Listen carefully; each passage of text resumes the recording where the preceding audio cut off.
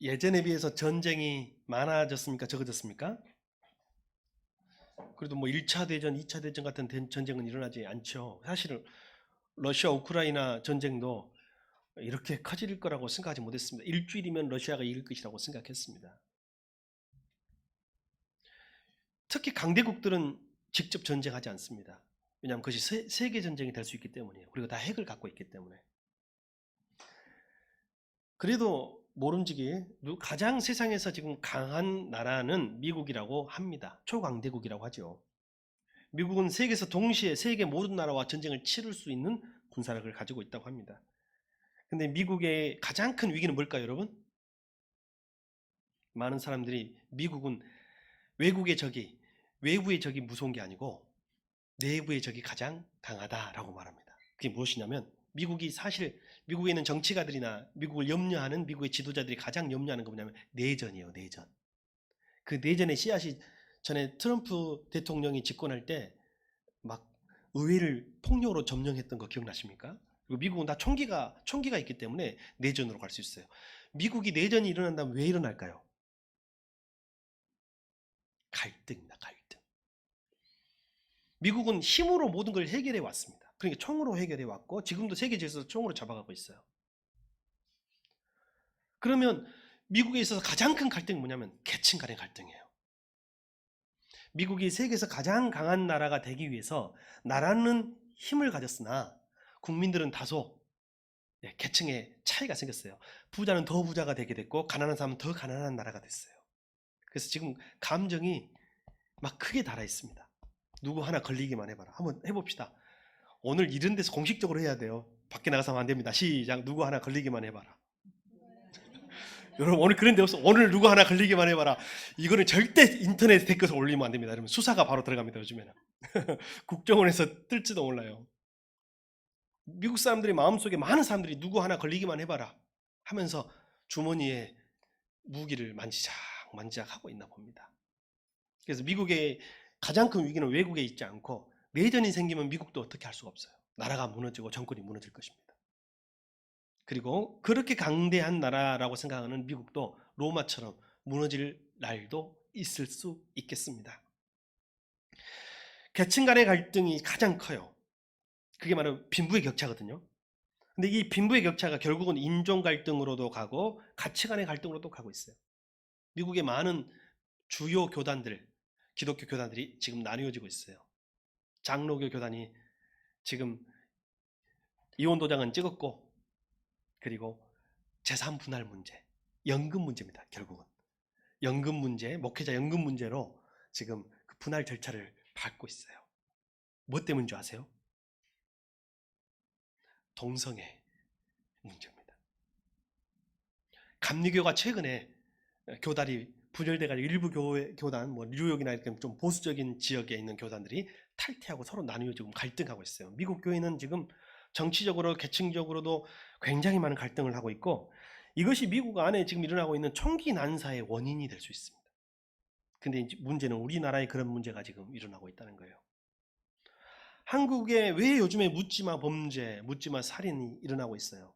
그리고 뭐 중학생도 남자도 여자도 왜 인터넷에 올리고 예고를 할까요? 글쎄요.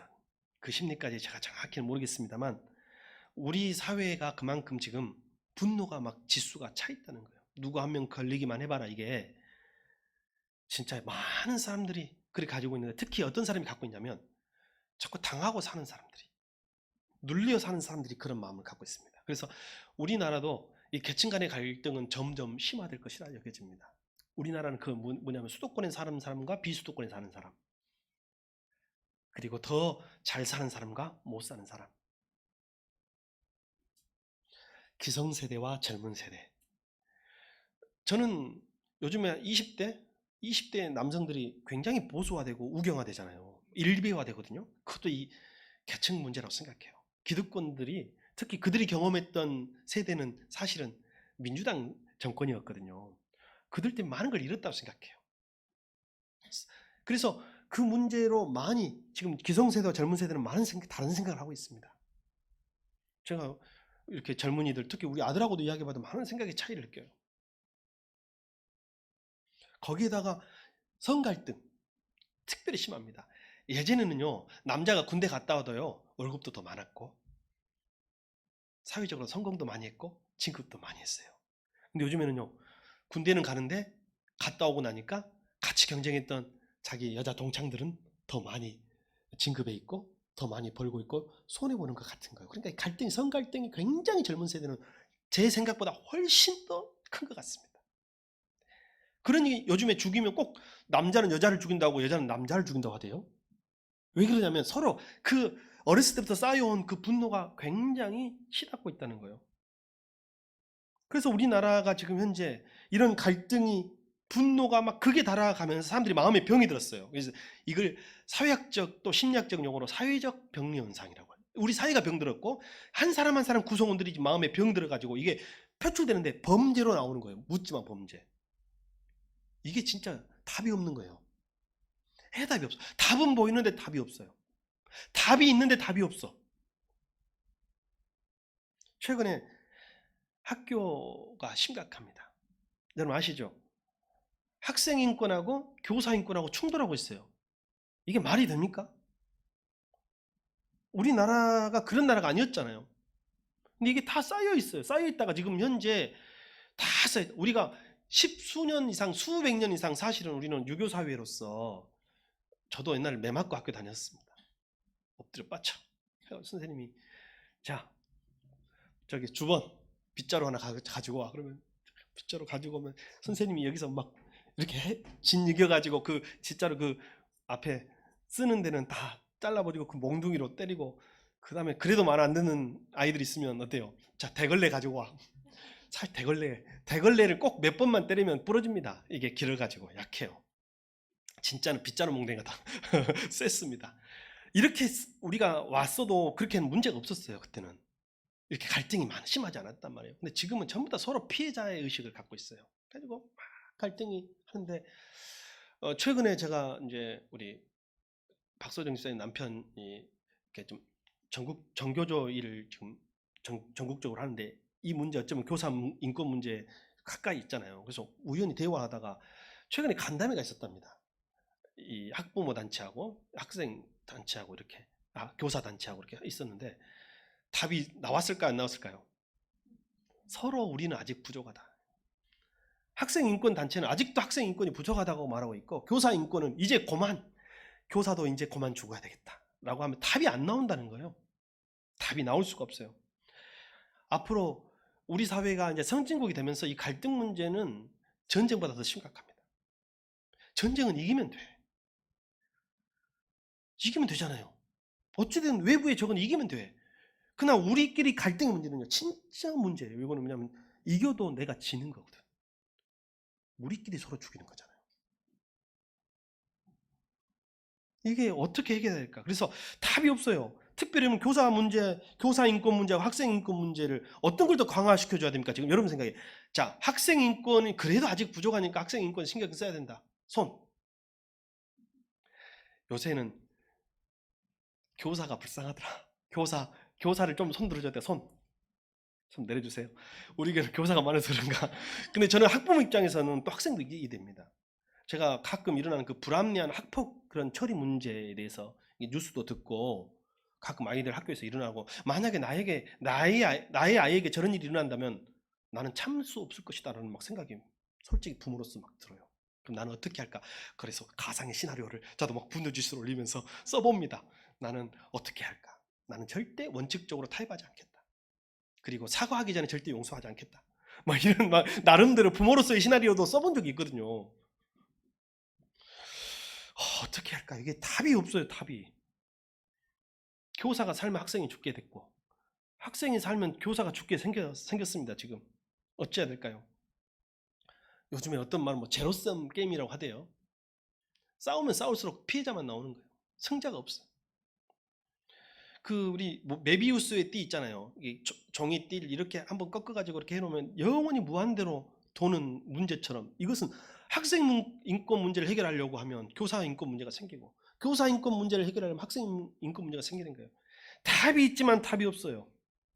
그래서 오늘 우리도 다 갈등하고 살고 있고, 우리도 사실은 잠재적인 그런 사회적 병리 현상의 피해자로도 한편에 살고 있고, 누구를 탓하며 살고 있고, 뭐 다른 더 부자를 탓할 수도 있고, 정권을 탓할 수도 있고, 그죠? 다른 지역을 탓할 수도 있고, 다른 성을 탓할 수도 있고, 또 남편과 아내를 서로 탓하며, 부모는 자식 탓하고, 이렇게 살고 있는 것이 사실 갈등 문제거든요. 어떻게 하면 될까? 말씀 안에서, 신앙 안에서 답을 한번 찾아보고 싶습니다. 여러분, 그 야구에서 승리 투수라고 아신가요? 여러분 야구 좋아하시죠? 우리 교회 야구 최고 전문가 누군지 아세요? 우리 교회 공인 1등 미녀는 윤유미 집사님. 이거는 공인된 거예요. 우리 교회 공인 야구 전문가가 있습니다. 여러분 아무리 여러분이 잘 알아도 그분을 따라갈 수가 없습니다. 박래연 집사님이세요. 몰랐죠? 박래연 집사님 야구 전문가예요. 다 알아요. 선수들까지 다 알고 있습니다. 놀랍죠? 박래연 집사님 승리 투수 있잖아요. 승리 투수 저도 잘 몰라요. 공부를 해갖고 왔습니다. 승리 투수의 요건이 뭔지 아세요? 승리해야 되죠. 자, 어떻게 쓰냐면 최소 5회 이상 투구를 해야 돼요. 던져야 돼요. 5이닝 이상 던져야 돼.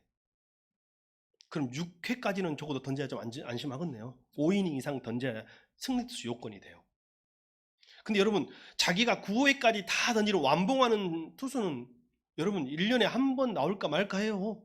거의 다 끝까지 던지는 투수가 없고요. 한 6회 정도에 7회 정도에 다 교체한다고 생각하면, 잘 던지면 뭐 7회까지 하겠지만 보통 한 6회 정도 되면 다 교체한다고 생각하면 돼요. 근데 절반밖에 안 됐는데 어떻게 승리 투수가 될까요? 승리 투수는요 적어도 5회 이상 던지고 뒤에 투수가 잘해줘야 돼. 내가 결정하는 게 아니에요. 타자가 잘 쳐줘가지고 역전이 안 되고, 타자가 도와주고 뒤에 있는 내 뒤에 오는 마무리 투수라고 하는 중간 투수나 마무리 투수가 잘해줘야 내가 승리 투수가 되는 거예요. 제가 왜 이 말씀을 드린 줄 아십니까? 우리 인생 내가 잘한다고 내가 승리 투수 되는 것이 아닙니다. 사람들이 착각해. 내가 잘하면 내 인생에 승리하고 내가 내 인생의 승리 투수가 된다고 생각하세요? 뒤에 계신 하나님이 나를 도와줘야 돼. 그래야 내 승리 투수가 돼. 열심히 지금 막 공부도 열심히 한다고 해서 갑자기 내가 성공하고 막 그런 거 아니에요. 학생들도 나는 열심히 5회까지 최선을 내 힘을 다해서 5회까지 던다는 내가 최선을 다해 던진다는 거예요. 최선을 다해 던지면 그 뒤에 하나님이, 그리고 나를 도와주고 하나님이 붙여주신 사람들이, 하나님의 사람들이, 동력자들이, 목사님이, 이 숨장님들이, 그리고 같이 성도들이 같이 기도해주면서 같이 응원해주고 같이 쳐주고 같이 막아주고, 같이 내가 멘탈이 무너지려고 하면 막 같이 옆에서 격려해주고 기도해주고 하면서 승리 투수가 나오는 거예요.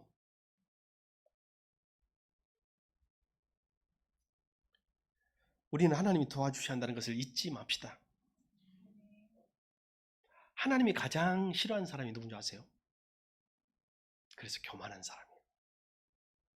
자기가 승리 투수 된다고 생각하는 사람, 자기가 자기 때문에 자기 잘나서 승리 투수 됐다고 생각하는 사람, 하나님이 제일 싫어해요. 그래서 교만 피해망의 선봉이라고 했어요. 하나님이 가장 싫어하는 것은 교만인데, 교만은 우상숭배니라. 이게 성경에 나온 말이에요. 교만은 우상숭배. 누구를 우상숭배하는 걸까요? 자기 자신을 우상숭배하는 거예요. 나 혼자 내가 열심히 살고 내가 잘 살고 내가 열심히 일하고 하면 내가 잘 될 것 같죠? 그렇지 않다는 거죠. 나는 내 삶을 최선을 다해서 해야 되지만 하나님이 해주셨다. 하나님이 마지막에 마무리는 하나님이 해주셨다. 고마워. 내가 오늘 승리투수 되게 해줘서 고마워. 후배에게, 내 후임들에게, 내 뒤에 있는 같은 선수들에게 같이 이야기하는 거예요. 여러분 혹시 뭐 상을 받거나 할 때, 시상 소감할 때 뭐라고 하던가요? 제가 잘나서 이렇게 상을 받았습니다. 말하는 사람 본 적 있어요, 없어요? 혹시 속으로 그렇게 생각하는 사람이 또 있을지는 모르겠으나 말도 안 되는 거죠. 어째 혼자 받겠어요? 근데 하나님이 제일 싫어하는 사람은 교만한 사람이라고 했는데, 인간관계에서도 가장 멀리하고 싶은 사람, 그게 교만한 사람이에요. 교만해가지고 나나무인인 사람, 자기가 제일 잘난 사람, 자기 혼자 자기 때문에 승리투수가 되었다고 생각하는 사람은 진짜 우리 인간적으로 그 사람은요 계속 사람 떨어집니다. 나이를 먹을수록 외로워집니다. 남자들이 그래서 외로워지는 거예요. 나이를 먹을수록 남자들이. 여자들이 고개를 끄덕끄덕 하는 것이 교만하지 말라니까 여자들은 또 고개를 끄덕끄덕 하는데 아니 제가 보니까 남자들이요 나이를 먹으면 외로워질 그런 게 있더라고요. 보니까 하나님이 가장 싫어하는 사람은 교만한 사람입니다. 성경 한 구절 보여주십시오. 시편 103편 13절 14절 한번 같이 읽어주시기 바랍니다. 시작.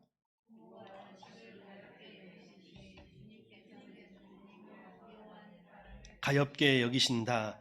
주님께서는 우리가 어떻게 창조되었음을 알고 계시기 때문이다. 우리가 한갓 티끌임을 알고 계시기 때문이다. 하나님이 우리를 사랑하시는 이유는요. 하나님이 우리를 긍휼히 여기시는 이유는요. 하나님이 우리를 불쌍히 여기시는 이유는요. 우리가 잘나서가 아니라는 거예요. 여기서 세번역은 가엾게 여긴다고 했는데요. 우리가 사용하는 전통적인 용어는 긍휼이에요. 하나님이 긍휼히 여긴 사람은요. 어떤 사람이냐면 가엾은 사람. 성경이 말한 대로 왜 하나님 우리를 티끌로 창조해서 우리가 티끌인 줄 알기 때문에 가엾게 여기는 거예요. 그럼 하나님 어떤 사람을 사랑하냐면요. 자기가 티끌임을 알고 겸손히 하나님께 나오는 사람을 하나님은 가엾게 여기시고 긍휼히 여기시는 줄 믿습니다. 오늘 아까 우리가 읽은 성경에 보면 하나님과 화해하라는 말로 끝나고 있어요. 어떤 사람이 하나님과 화해하겠어요? 하나님 앞에 겸손히 나오는 사람. 나는 하나님 앞에 한갓 티끌입니다. 고백한 사람은 하나님의 긍휼을 받습니다. 내가 내 스스로 구원투수다, 내 스스로 승리투수다 라고 말하는 것은 구원투수가 되려면 앞에 사람이 잘해야 되고요. 승리투수가 되려면 뒤에 사람이 잘해야 돼요. 한갓 티끌임을 아는 사람. 그래서 하나님의 긍휼을 얻기 위해서는요. 하나님의 시각으로 바라봐야 합니다. 사모님 좀 더워요. 하나님의 시각으로 바라볼 수 있어야 돼요. 나를요. 자, 지금 눈을 한번 감아보세요. 여러분 가슴에 손을 얹어보세요. 그리고 하나님의 눈으로 여러분을 한번 보십시오. 한낱 티끌임을 바라보십시오. 한번 고백합시다. 주님 저는 한낱 티끌입니다. 저를 긍휼히 여겨 주옵소서. 자, 여러분 이게 오늘 예배자의 마음이에요. 하나님과의 갈등 문제는 이렇게 해결하는 거예요. 내가 다른 사람을 긍휼히 여기기 위해서는 어떻게 해야 될까요? 그러면 갈등 문제는 긍휼히 여기는 마음이 생길 때 풀리는 거예요. 여러분 신혼부부가요 제일 뜨겁게 사랑할 것 같잖아요. 제일 많이 싸워요. 옛날 생각 안 나나요? 여러분 신혼 때 제일 많이 싸워요. 왜 신혼부부 때 제일 많이 싸울까요? 그 이유가 뭘까요? 서로에 대한 기대만 있지 긍휼히 여기는 마음이 없어요. 근데 나이가 들어갈수록 서로 어떤 마음이 생겨요? 서로 욕하면서 안 헤어져. 어떻게 욕해요? 아이고 저 인간 그래도 나 없으면 저 생각 어떻게 살겠어. 그냥 살아왔으니까 살아야지. 이렇게 긍휼히 여기는 마음이 언젠가부터 생기더라고요. 그죠? 안 그러던가요? 저희 장모님이 입원하셔갖고 어저께 갔어요. 토요일날 한번 갔거든요. 근데 금요일날 입원하셨다는데 제가 목요일날 갔다 왔어요. 근데 제가 그렇게 아픈 줄 몰랐어요. 근데 금요일날 입원하셨다고 해서 내가 토요일날 갔다 왔는데 참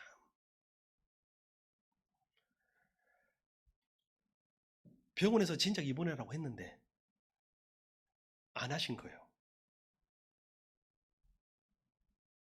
이러다가 큰일 난다고. 왜 안 하신 줄 아세요? 거동이 불편하신 아버님이 집에 계시니까 입원해버리면 밥 차려줄 사람이 없다고. 근데 되게 평상시에 저한테 흉을 잘 보거든요.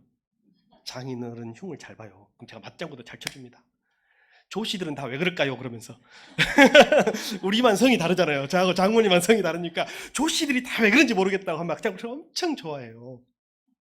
그냥 그렇게 막 서로 막 못 보는 것 같은데 그 마음속에 어떤 마음이 있는 거예요, 여러분? 긍휼히 여기는 마음이 있는 거예요. 거동이 불편하고 나 없으면 밥도 잘 못 차려 먹고 밖에도 잘 못 나가는데 이 사람 나 없으면 나 일주일 정도 입원해라고 하는데 내가 없으면 이 사람 어떻게 할까? 그러니까 사는 거 아니겠어요? 사니 못 사니 해도 사람 관계는요, 이 긍휼히 여기는 마음이 사회에 사라져 버리면요 해결이 안 돼. 교사가 볼 때 학생이 부모의 마음이 돼가지고 오늘 이 마음 있잖아요. 하나님은 창조주의 마음으로 우리 인간을 보시니까 긍휼히 여기는 마음을 갖고 있는 거예요. 자식 보시듯이 보는 거예요. 교사들은 자식을 볼 때, 학생들을 볼 때 내 자식 같은 마음으로 긍휼히 여기는 마음으로 봐야 문제가 해결되는 거예요. 근데 뭐예요? 그렇게 생각 안 해. 점점. 그러니 뭐라고요? 선생은 있으나 스승은 사라져간다고 하잖아요. 근데 반면에 학생들이나 학부모 입장에서는요, 이 문제가 어떻게 되냐면 선생님들을 불쌍히 여기고 긍휼히 여겨야 돼. 진짜 요즘 애들이 집에서 말 들어요, 안 들어요? 한번 물어봅시다. 요즘 애들이 집에서 말 잘 들어요, 안 들어요? 안 들어요? 누구한테 물어봐야 될까? 여기 다 있어. 승민아, 집에서 엄마 말씀 잘 듣냐? 잘 들어. 아, 자식들한테 물어보면 안 되겠는데.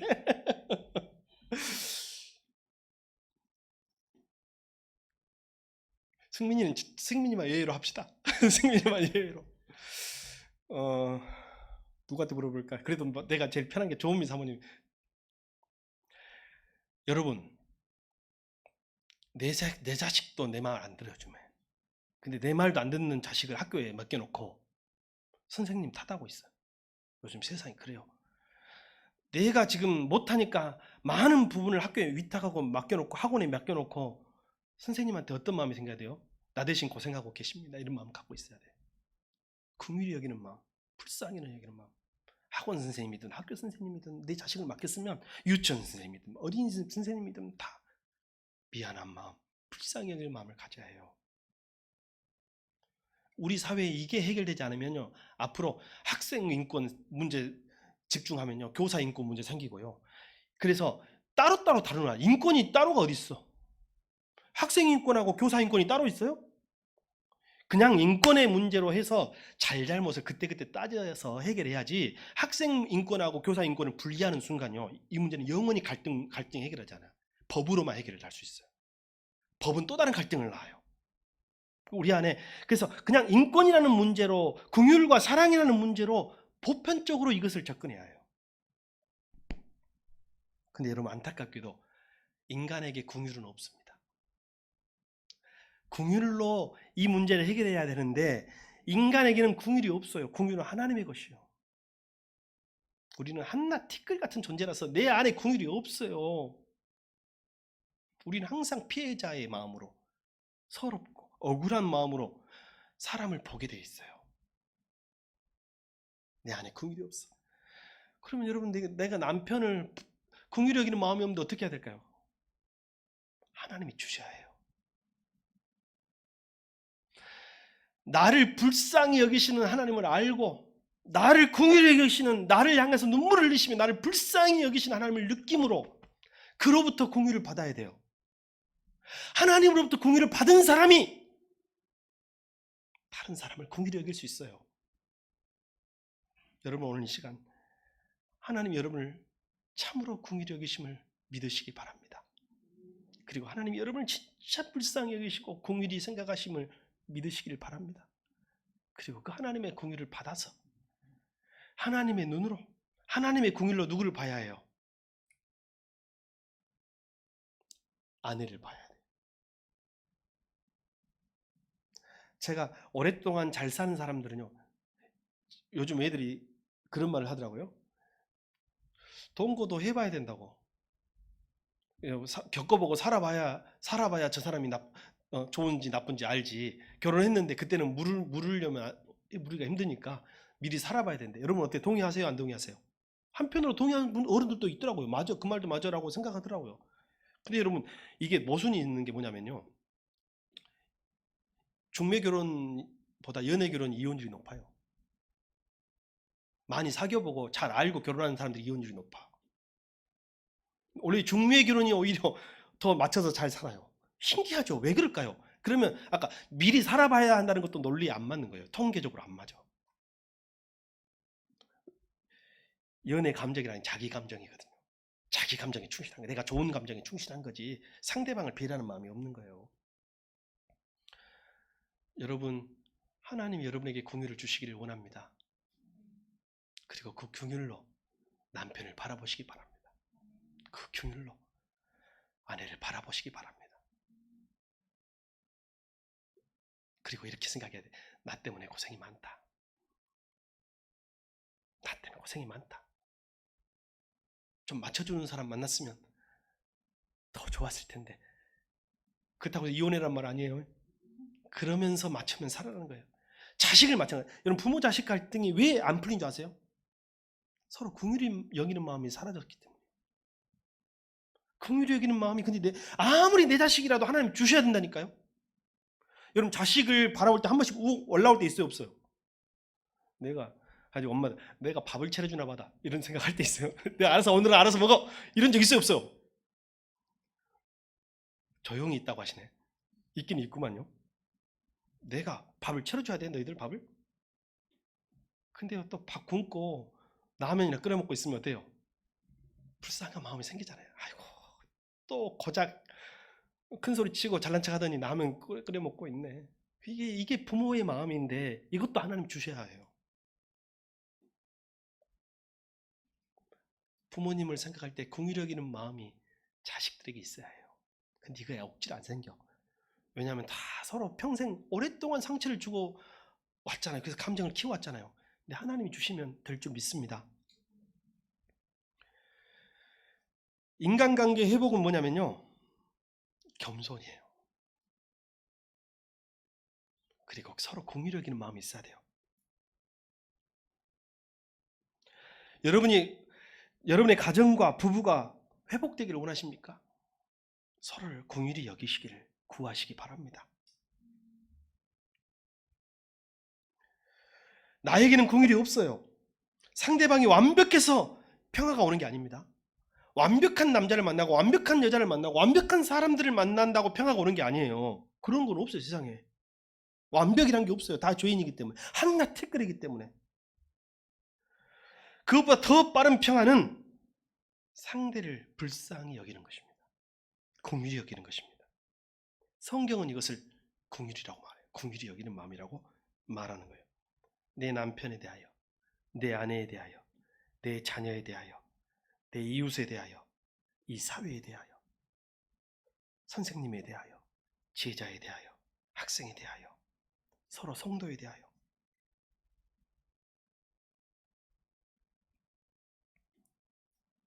하나님의 긍휼이 공급되어야 그 긍휼로 그들을 불쌍히 여기고 긍휼히 여기는 마음이 생깁니다.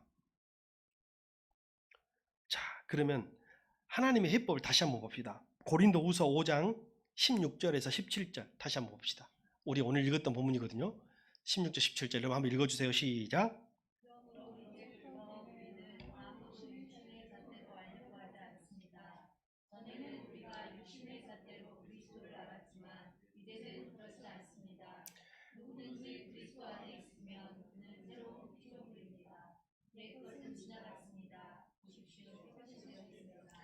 아까 긍휼이 나한테 있다고 그랬어요? 없다고 그랬어요?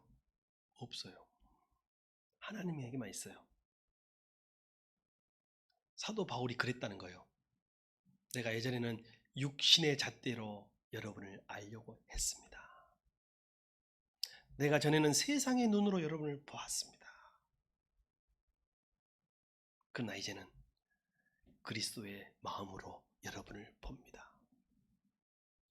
이제는 그리스도의 긍휼하심으로 여러분을 봅니다라는 뜻입니다.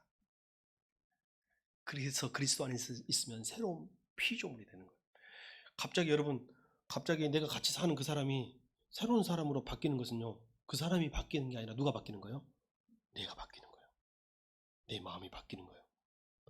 내가 육신의 눈으로 그 사람을 보면 아휴, 뭐 생긴 것, 가진 것, 조건, 성격 이런 걸로 판단하면 이게 육신으로 판단하는 거잖아요.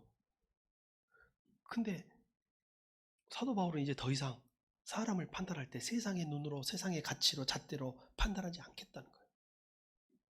이제 그리스도의 잣대로 보겠다는 거죠. 이게 긍휼이에요.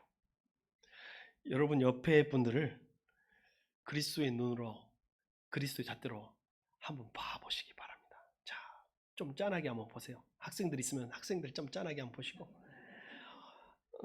남성들 있으면 가장의 무게들을 한번 생각하면서 보시고, 엄마들 있으면 그 주부들과 어머니들 그 무게 고생 한번 자 보십시오. 당신은 하나님의 사람입니다 라고 축복 한번 해주십시오. 시작.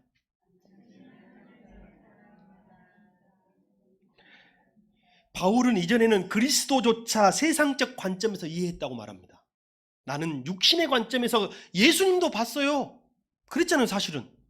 근데 이제는 제가 그리스도 안에서 새로운 피조물이 되어 여러분을 봅니다. 우리 주님을 다시 봅니다 라고 말하고 있는 거예요. 우리 사회가요, 근데 문제가, 진짜 문제는 제가 봤을 때는요, 남 이야기 할 거 아니에요. 학교 이야기 할 거 아니고 세상 이야기 할 게, 정치 이야기 할 게 아니라 교회의 갈등이 너무 심합니다. 한국 교회 갈등이 너무 심해요. 지금 정치적으로는요, 무슨 좌파 우파 갈등이 너무너무 심해요. 우파 태극기 부대 들어봤어요?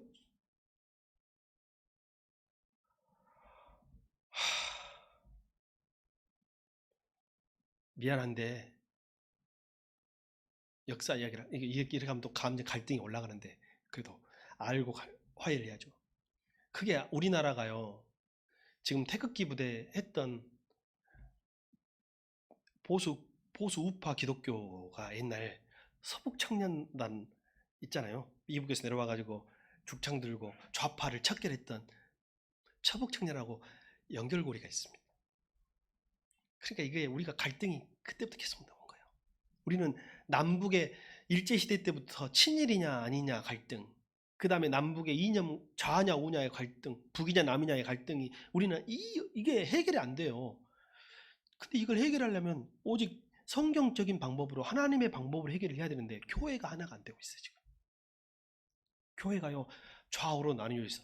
교회가 그렇지, 아까 학생 인권에 교사 인권에 어디에 집중해야 문제가 해결된다고요? 어느 거 하나가 아니에요. 그냥 인권이요. 교회가 좌우에 신경을 쓰면요 해결이 안 돼요. 교회가 신경 쓸 것은 뭐냐면 그리스도의 사랑이에요. 서로에 대한 불쌍히 여기는 마음이에요. 북한 주민들에 대한 불쌍히 여기는 마음, 가난한 자들에 대한 불쌍히 여기는 마음. 교회가 이게 먼저 교회가 하나 되어야 될 이유가 뭐냐면, 우리가 읽었던 것이 뭐냐면 우리의 직분이 있다는 거예요. 방금 고린도전서 5장 18절에 뭐예요? 한번 보여주세요. 화해의 직분입니다. 18절 화해의 직분. 하나님이 우리에게 주신 직분은 어떤 직분이라고요? 세상을 화해시킬 직분. 하나님과 우리가 먼저 화목해야 되고 화해해야 되고, 그리고 그 화해의 마음, 긍휼히 여기는 마음을 가지고 세상에 나가서 화해시켜야 될 직분을 교회가 갖고 있고 성도들이 갖고 있는데, 지금 갈등의 주 원인이 교회예요. 교회 지도자들이요 사회를요 정치적으로 좌우로 나누고 있어요. 오래 믿은 교회 어르신들이 좌우로 교회를 나누고 있어요. 남녀의 문제가 교회에서부터 아직 해결되지 않고 있어요. 오늘 우리는 하나님과 먼저 화목하기를 바랍니다. 하나님과 먼저 화해하기를 바랍니다. 하나님 명령하신 첫 번째 원칙이요. 그 다음에 뭐냐면 세상과 화해하라. 세상과 화해하라는 거예요. 오늘 한국교회가 너무도 큽니다. 그리고 개교회가 지금 광주 시내 서울 지방 할 것 없이 전국에 많은 교회가요. 갈등이 너무 많아요, 지금. 막 성도들끼리 그러니까 지금 막 목회자가 중간에 끼어가지고요. 우리가 모시고 온 목회자님을 저쪽에 쫓아내고요. 저쪽에서 모시고 온 목사님 이쪽에 쫓아내요. 이게 교회의 현주소예요. 그럼 광주 시내 교회에 많은 교회가 이러고 있어요. 자, 그러면 마지막으로 해법 하나, 진짜 해법 하나 드리겠습니다. 한번 봅시다. 여기 우리 저 교회 보이신가요? 그림. 교회 제일 위에 첨탑 위에 뭐가 있어요? 바울이 가르쳐준 원리를 제가 말씀드릴게요. 제가 성경은 소개해드리지 않겠습니다. 시간상. 교회가 하나 되려면 어디로 모여야 될까요? 십자가로 모여야 돼. 교회가 하나 되면 십자가로 모여야 돼. 그러면 자연스럽게 교회가 하나 돼요. 십자가 멀어지면 자연스럽게 서로 멀어지고 갈등하게 되어 있어요. 교회가 갈등 있는 교회는 반드시 그 교회가 말씀과 십자가와 멀어져 있다는 거예요. 사람들이 자기 중심, 자기 이익 중심, 자기 사람 중심, 자기 욕심 중심으로 십자가 멀어져 있다는 거죠. 그러면 교회가 하나 되는 방법은 한 가지. 어디로 모여라? 십자가로 가까이. 교회, 가정도 마찬가지예요. 믿는 이의 가정이, 교회가, 가정이 하나 되려면 뭐냐면 요즘에는 각자 법이잖아요. 다 자기가 맞아. 십자가가 하나의 법이 있어가지고 십자가로 가정이 모이면 돼요.